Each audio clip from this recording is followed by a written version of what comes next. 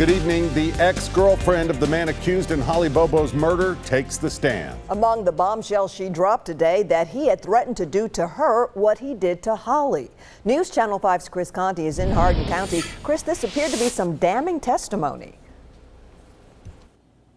And Vicki, this is the most crucial piece of evidence that we have heard so far. In the days after Holly went missing, Zach Adams made comments that they would never find her. Still, though, this is likely not going to be enough to convince this jury beyond a reasonable doubt that he's guilty.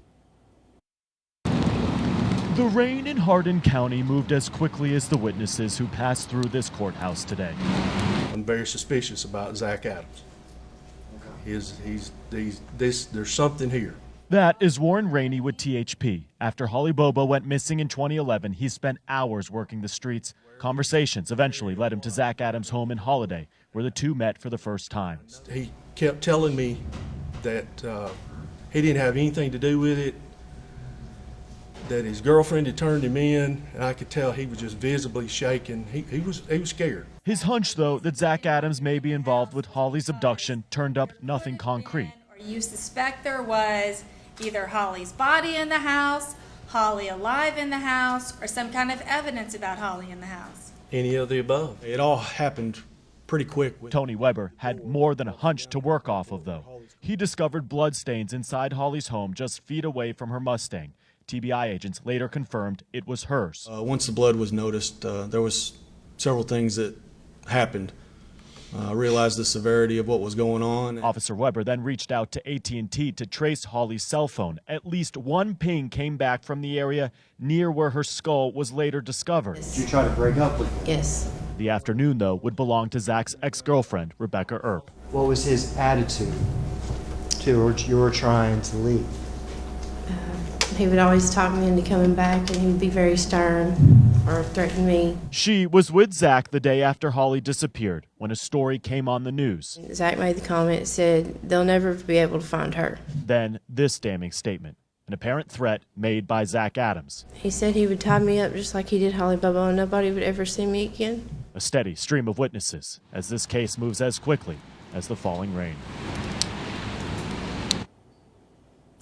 Now, the defense likely scored a lot of points here after they got Rebecca Earp to admit that her story has changed a number of times throughout the course of the last few years. She also admitted that she was on Xanax and other drugs throughout some of this testimony that she recalled here today. We get back underway tomorrow morning at 9 o'clock. In Hardin County tonight, Chris Conti, News Channel 5. Chris, thank you. And watching the trial with us each day, News Channel 5's Nick Barris and our legal analyst, Nick Leonardo. They break down the critical moments today in the courtroom. Day 2 of the Holly Bobo murder trial. It's concluded. I'm Nick Barris, along with News Channel 5 legal analyst Nick Leonardo. It took about 15 witnesses, but finally today, I think the prosecution called and presented some evidence that finally points the finger at Zach Adams. Yeah, you're exactly right. Today was a building day for the prosecution. I would say that yesterday definitely went for the defense because there wasn't a whole lot out there. But today it started off with the phone pings, and they were in the general location of where Adams Lane is and where Zach Adams was actually residing. From there, they had witnesses that talked about the scratches that he had on his arm. He gave a story that the scratches came when he was running away from law enforcement officers. Correct. And that's how he got those scratches up and down his arm. But then they went and called in the officer. That was Chris Hill at Natchez Trace State Park. He testified after the arrest he never saw any scratches. That's exactly right. And then we heard from the Cleanies, the married couple, who said that the woman was actually walking that morning, and as she normally does, and then she saw a truck that appeared to be over there by the Bobo residence, and the truck came up to her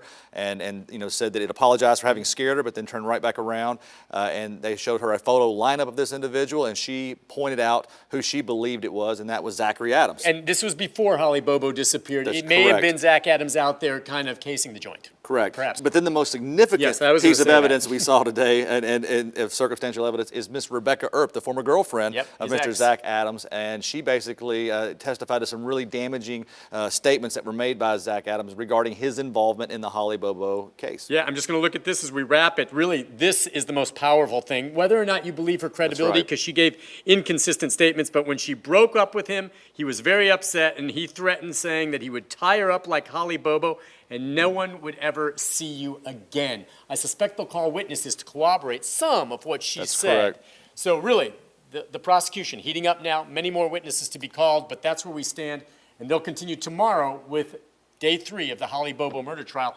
It's going to be interesting. We'll send it back to you in the studio. Thank you both, and keep it right here with the News Channel 5 network for complete gavel-to-gavel coverage of the Holly Bobo murder trial. You can see it, of course, live on News Channel 5 Plus and streaming live online, newschannel5.com.